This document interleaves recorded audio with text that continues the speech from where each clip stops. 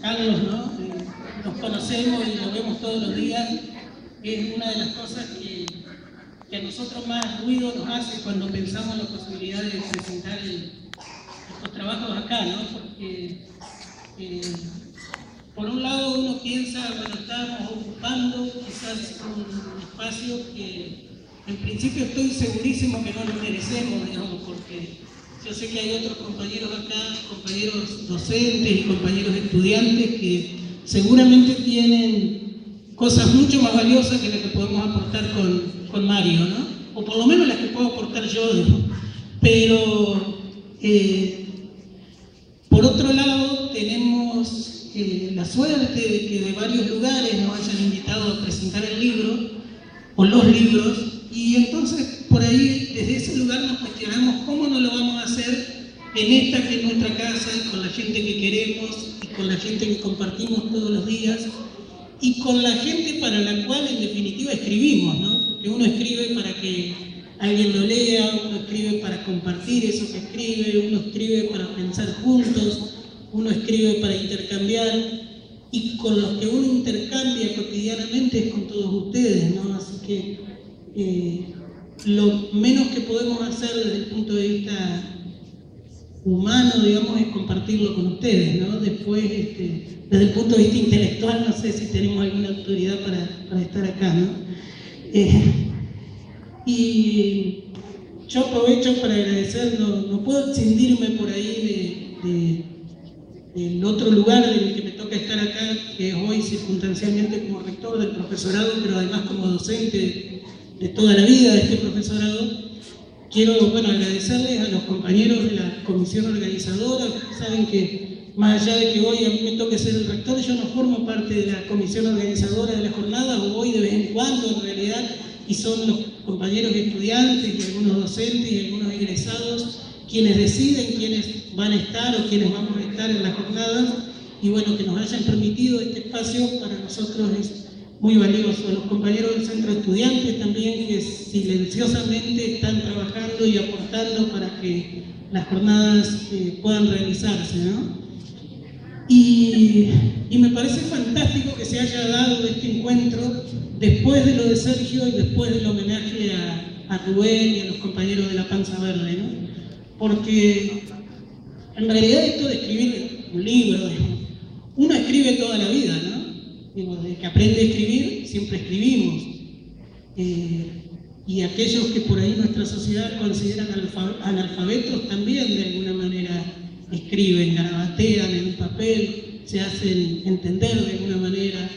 Y por ahí hay quienes no escriben en el lenguaje tradicional, en el lenguaje del papel, pero escriben otros lenguajes. Cuando sacamos una foto, cuando filmamos, aunque sea con un celular, estamos escribiendo, estamos diciendo. Cuando hacemos un garabato en una pared, cuando pintamos un grafiti, estamos escribiendo. Ahora, ¿de dónde esto de trasladar, o de dónde nos surge la necesidad de trasladar esto a estos libros, ¿no? Ustedes saben que este libro que estamos presentando hoy es el tercero de una trilogía que empezó ya por el 2012 con las crónicas de ayer, hoy y mañana, que se subtitulaba Contramanual de Ciencias Sociales. El año pasado que tuvimos la suerte de presentarlo acá también, Próceres sin bronce, Contramanual de Historia de la Patria Grande. Y bueno, hay esta obra que de la Escuela La Vida y Otra Yerba, Contramanual de Lectura. Y la cuestión es, ¿sí? La cuestión es por qué esto de contramanuales, ¿no? Nosotros pensamos, lo hemos charlado con Mario y a partir de ahí le fuimos dando forma a esto, porque yo en realidad en el primer libro le fui pasando los primeros textos para que los vaya ilustrando, y hasta creo que en ese momento no teníamos definido el subtítulo del libro, ¿no? Y la idea esta de que sean contramanuales tenía que ver fundamentalmente con una convicción. Uno cuando escribe desde algún lugar, ¿no? Y de algún lugar de pertenencia. Y mi lugar de pertenencia primero es de clase trabajadora. Mi lugar de pertenencia es el lugar de trabajador de la educación, de este Instituto de Formación Docente, de esta ciudad donde vivimos, de Concordia, de esta provincia, de el territorio que hoy es Argentina y de una patria mucho más grande y que yo creo mi verdadera patria, que es Latinoamérica. Y desde ese lugar en el mundo es desde donde uno intenta decir lo que dice. Y desde el lugar de docente, ¿no? Desde el lugar de trabajador de la educación. Y una cosa que nosotros vemos en los institutos de formación docente y en la escuela en general, es que en realidad la escuela tiende a reproducir lenguajes, textos, materiales, producciones que se generan en otro lugar que no es la escuela.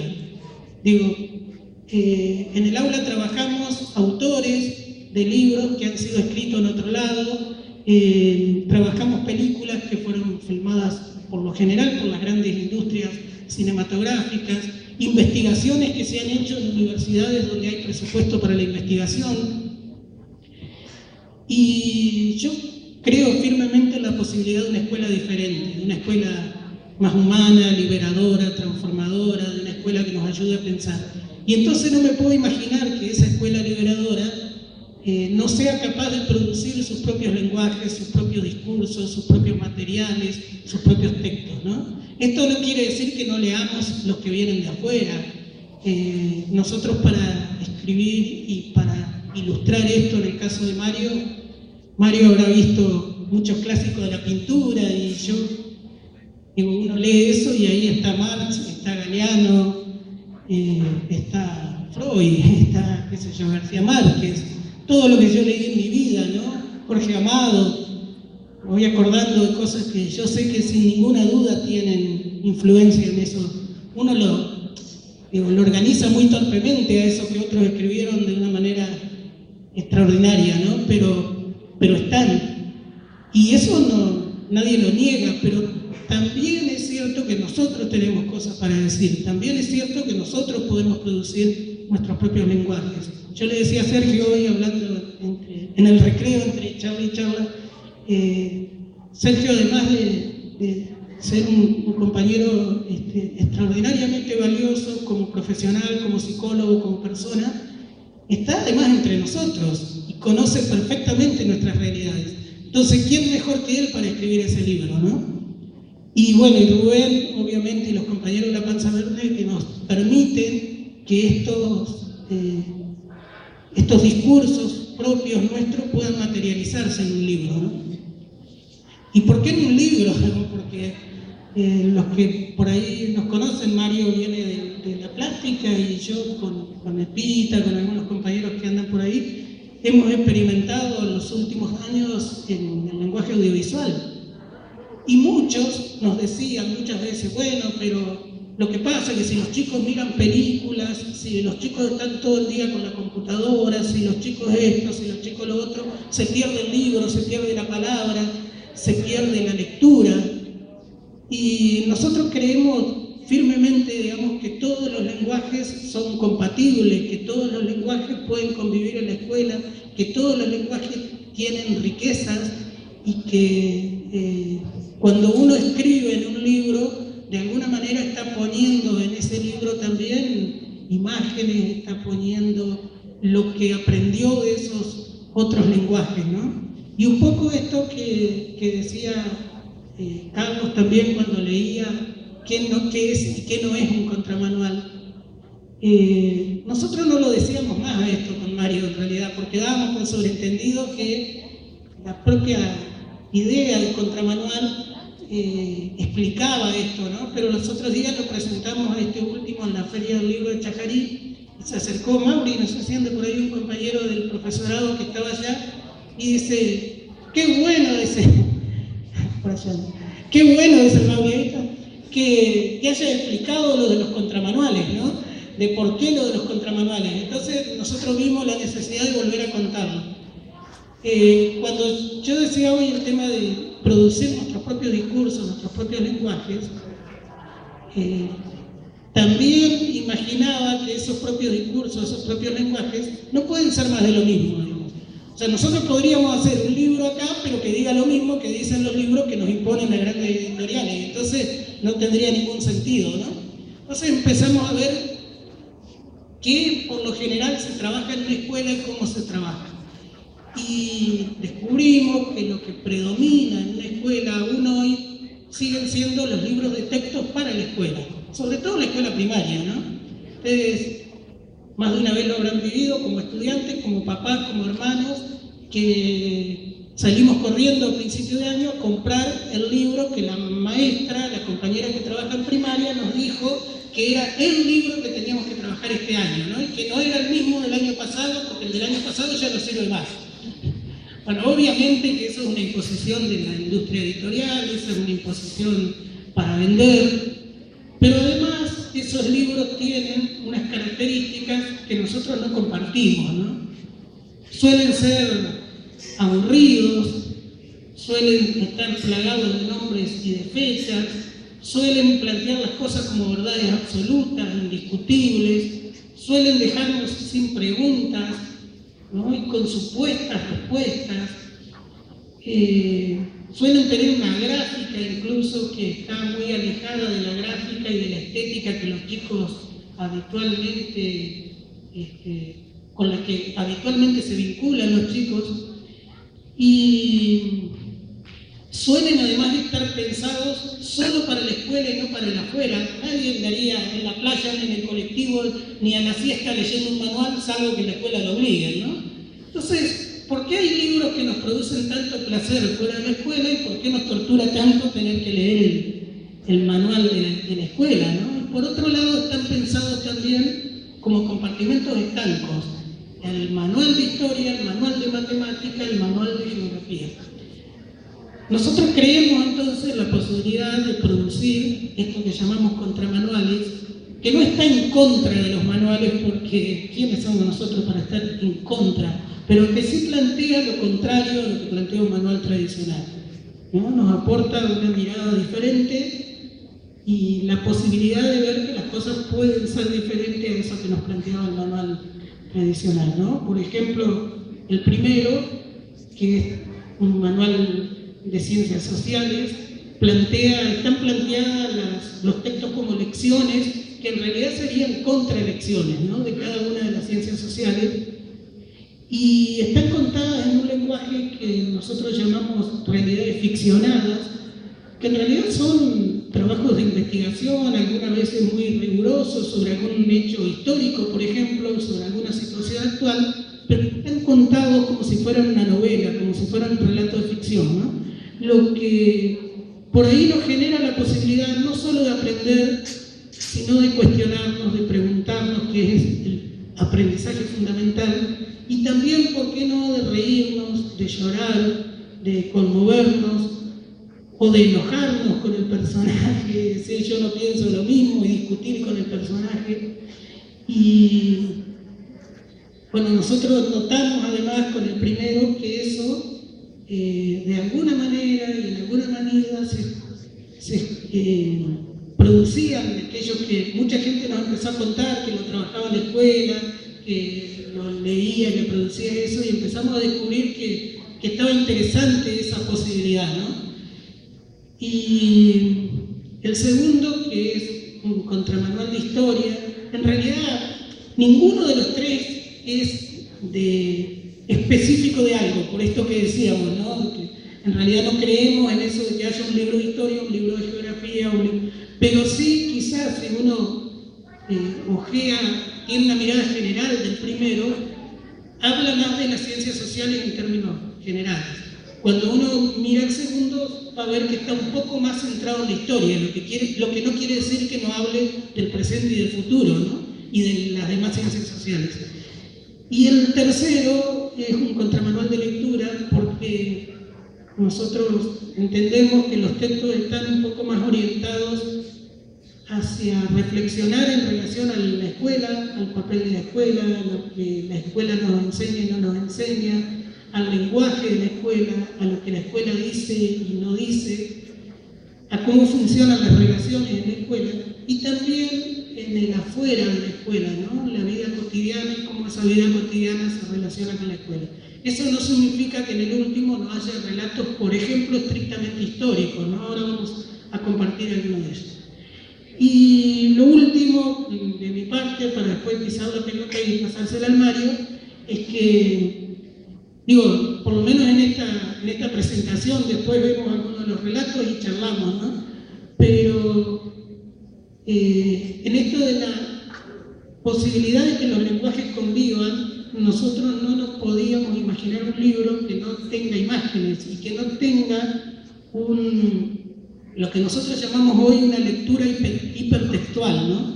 Entonces pensamos las ilustraciones y el libro con la posibilidad de que las ilustraciones no sean un auxiliar del texto o no sean algo para ilustrar el texto, sino que las ilustraciones sean parte del libro, sean un lenguaje del libro o sean otra lectura del libro. Por eso nosotros consideramos, si bien por una cuestión de registro y de formas y demás, ahí en la tapa dice Juan Denoni, pero el libro es de los dos, ¿no? Es Mario y mío, y los lenguajes que están ahí, lo que está escrito ahí, está escrito por los dos.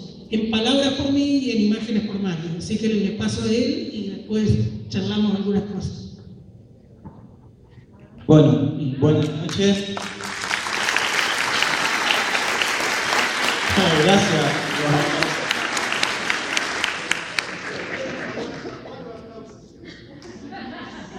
¿Cómo? Gracias por los aplausos, dije. No me hice cargo.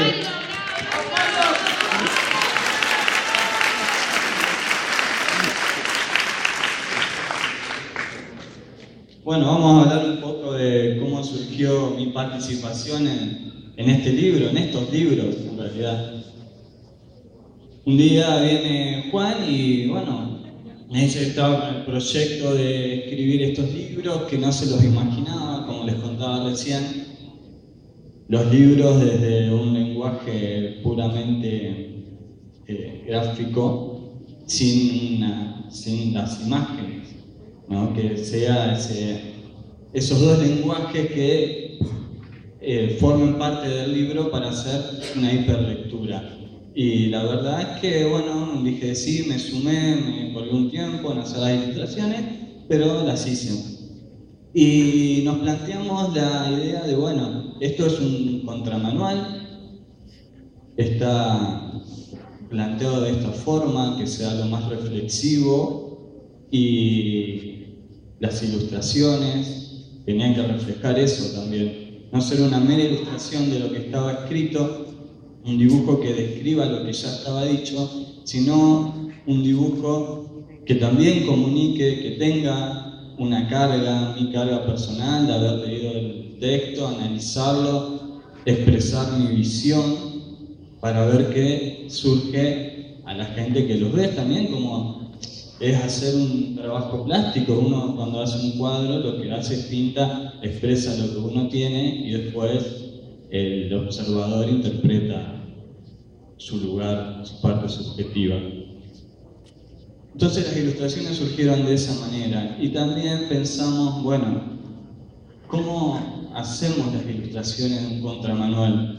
¿Qué tipo de ilustración tiene que ser? Entonces pensamos en algo que sea más cotidiano, más diario, y tratamos de llegar a algo que sea hasta urbano. Entonces en el primer libro, en Crónica, las ilustraciones surgieron desde un lenguaje que uno puede ver en la calle normalmente, que son grafitis, que son imágenes de stencil que representan por ahí la cara de alguien, de conocido, algún famoso, alguna frase popular, y bueno, fueron surgiendo así. Entonces ahora vamos a ver unos videos, por ahí van a ver algunas de las ilustraciones, o quienes ya han leído el libro las han visto.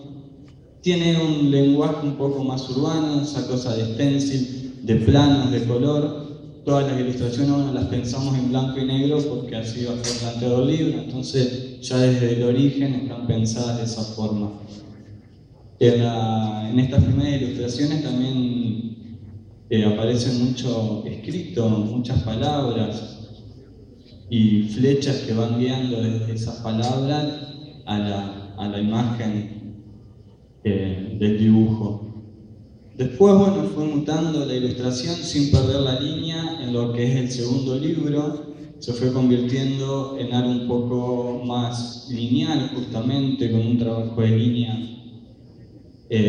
más intenso, hasta llegar hasta el tercer libro, que tiene otra particularidad, el tema de la ilustración. Ya cuando Juan me iba pasando los textos para que los vaya leyendo y los vaya haciendo mi análisis, algunos ya venían acompañados de alguna imagen que Juan lo había pensado como punto de partida, o que esa imagen estaría bueno que esté dentro de esa ilustración. Entonces fuimos haciendo también, ella se metió en la parte gráfica y fuimos como creando entre los dos lo que fueron estas últimas ilustraciones. Por ahí hay ilustraciones que lo único que hice fue una pequeña intervención, otras sí están creadas desde su totalidad por mí. Y bueno, y fueron muchas, son muchas, y me han llevado un tiempo que por ahí ha puesto nervioso al autor también, me parece. Así que, bueno, no sé, por ahí podríamos ver algunas imágenes y después preguntar lo que quieran. Yo fui encontrando una estrategia en los últimos libros. Cada vez escribo menos y entonces me doy cuenta que el Mario cada vez tiene que ilustrar más porque son relatos cortos y mayor cantidad de relatos. Entonces, el próximo va a ser de ilustraciones. Sí, no, la idea es ir viendo algunos de los relatos y irlos charlando. Es loco esto de ver los relatos, ¿no? En vez de leerlos o escucharlos, pero justamente la idea es ver si podemos conciliar los distintos lenguajes. Y decíamos que el último es un libro de lectura y uno automáticamente identifica la lectura con las palabras, ¿no? Y el sentido de las palabras y cómo las palabras se usan en la escuela. Y pensaba que ningún lenguaje es neutro, ni ningún lenguaje uno lo usa por casualidad. Cuando decimos corregir un trabajo no es lo mismo que revisarlo. Cuando decimos los alumnos no es lo mismo que decir los estudiantes. Por ahí cómo la escuela se ha ido impregnando de un lenguaje carcelario, ¿no? Y hay un celador, un preceptor, ¿no? Todos esos lenguajes que circulan en la escuela y lenguajes con los cuales, por supuesto, no estamos de acuerdo, ¿no? Y también en las ciencias, qué lenguajes se utilizan en las ciencias, cómo se les llama a las cosas en la historia, por ejemplo. Y este relato que vamos a compartir se llama Los Nombres y tiene que ver con eso, ¿no?